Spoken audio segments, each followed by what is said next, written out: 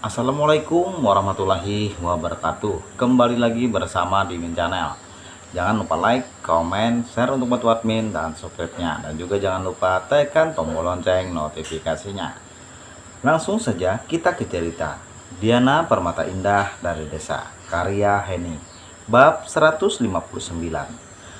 Anda yang diajarkan. Ipan sangat kesal dengan sikap ibunya. Mama, tolong diam.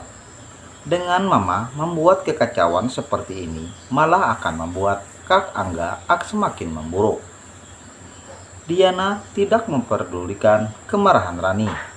Dia memberi kode pada Tony untuk segera membawa koper itu menuju ruangan Angga. Diana dan Tony meninggalkan ruang tamu.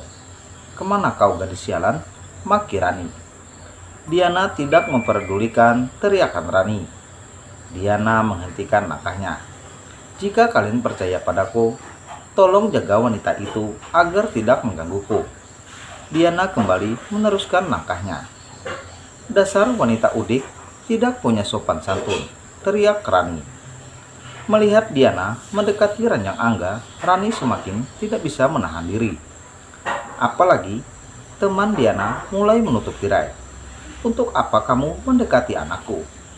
Rani ingin menghampiri Diana, tapi Ipan dan Yuda menahannya. "Lepaskan aku. Tidak kuizinkan wanita pembawa sial itu menyakiti Angga." "Mama, tenang. Diana tidak akan menyakiti Angga. Dia malah menyelamatkan Kak Angga," ucap Ipan. Kedua bola mata Rani terbelalak mendengar penjelasan Ipan. Sofyan juga tidak kalah terkejut mendengar hal itu. Menyelamatkan? Sofyan sangat tidak percaya dengan ucapan Ipan. Andai dia tidak punya janji pada Diana, ingin rasanya dia mengatakan kalau Diana adalah dokter hebat yang mereka kagumi. Ceritanya panjang. Saat ini, dengan percaya pada Diana itu cukup, ucap Ipan dengan nada yang lemah. Yuda mendekati Ipan dan berbisik, "Ipan, sebaiknya kamu bawa Tante Rani ke ruangan lain. Berada di sini, Tante hanya terus membuat kekacauan," usul Yuda. Ipan merasa usul Yuda sangat bagus. "Mama, tolong ikut aku sebentar. Ada yang ingin aku bicarakan." Tanpa menunggu jawaban ibunya, Ipan meraih pegelangan yang ibunya dan membawa ibunya keluar dari ruangan Angga. "Ipan, yang harusnya kamu seret meninggalkan ruangan ini adalah wanita desa dan teman udiknya itu." "Ipan, di mana otakmu? Kamu membiarkan wanita siaran itu bersama Angga dan malah membawa mamamu pergi dari sana." Rani terus berontak dan berteriak. Tapi Ipan tetap menyeret ibunya menuju ruangan khusus. Di dekat ranjang perawatan Angga, Tony mengintip keadaan di balik tirai itu. "Maafkan mamaku, Diana. Dia hanya terlalu sayang pada kami," ucap Angga. "Aku sangat memahami kasih sayang Tante pada kalian," ucap Diana. "Andai mamaku merasakan sendiri bagaimana pertolonganmu, aku yakin kebenciannya padamu akan padam." Diana tidak membalas perkataan Angga. Dia memilih fokus pada koper besar yang dibukakan Tony di hadapannya. Saat Diana mendekat padanya untuk mengambil beberapa benda yang ada di koper itu, Tony mendekatkan wajahnya ke sisi telinga Diana. "Apa perlu kuhabisi wanita lancang tadi?" bisiknya. Diana menegakkan wajahnya, pandangan matanya saling beradu dengan Tony.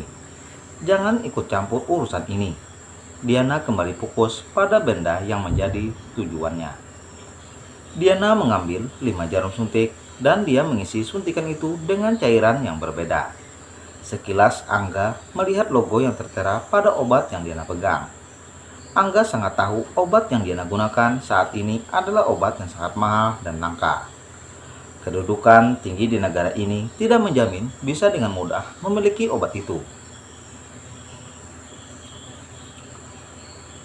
Angga menatap Diana dengan tatapan kekaguman. Bagaimana seorang gadis desa seperti Diana bisa memiliki obat yang sangat berharga itu? Pikiran Angga tentang obat buyar saat dia melihat Diana begitu dekat dengan laki-laki yang berdiri di sampingnya. Beruntung, saat ini Ipan sudah pergi dari sini. Kalau dia melihat pemandangan ini, yang ada, aku akan semakin pusing melihat Ipan terbakar kemarahan dan kecemburuannya. Diana mulai menyuntikkan obat itu pada Angga. Seorang dokter itu adalah teman. Lain kali, jujurlah pada dokter Anda, Kak. Kalau Kak Angga menutup diri, yang celaka Kak Angga sendiri. Dokter hanya manusia biasa, Kak. Bukan Tuhan yang tahu segalanya tanpa Kakak kasih tahu, ucap Diana. Maafkan aku, Diana. Bukan maksudku tidak jujur. Kak Angga memburuk seperti ini karena dokter, Kakak tidak tahu jenis obat apa saja yang Kak Angga konsumsi selama ini. Angga terlihat murung. Dia tidak tahu harus bersikap bagaimana. Beberapa saat mereka menunggu.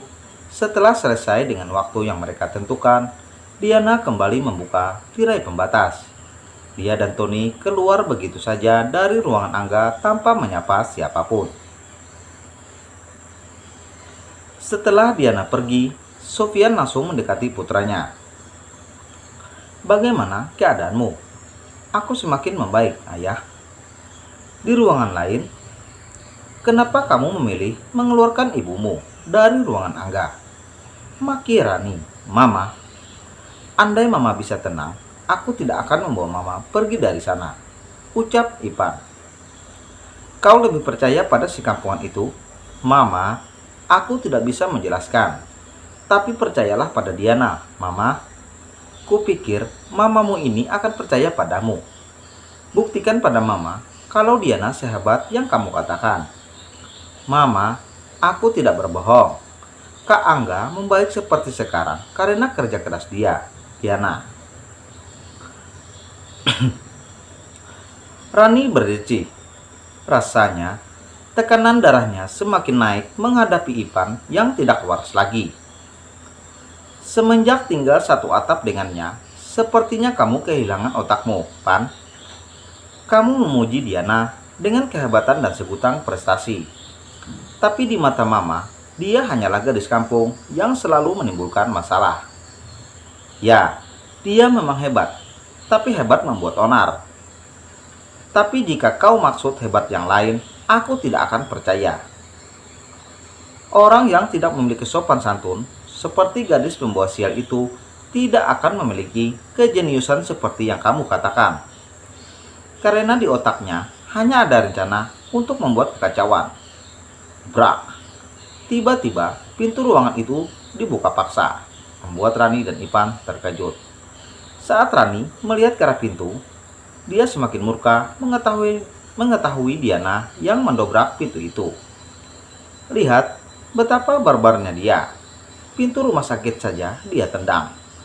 Apa matanya tidak bisa melihat tulisan yang tertampang di depan pintu? Maki Rani. Sebelum kau puji dia dengan kejeniusan, sebaiknya kamu ajarkan dia tata krama dan sopan santun, ucap Rani pada Ipan. Yang seharusnya diajarkan tata krama dan sopan santun itu Anda, Nyonya Rani, balas Diana. Flashback. Diana dan Tony keluar dari ruangan Angga.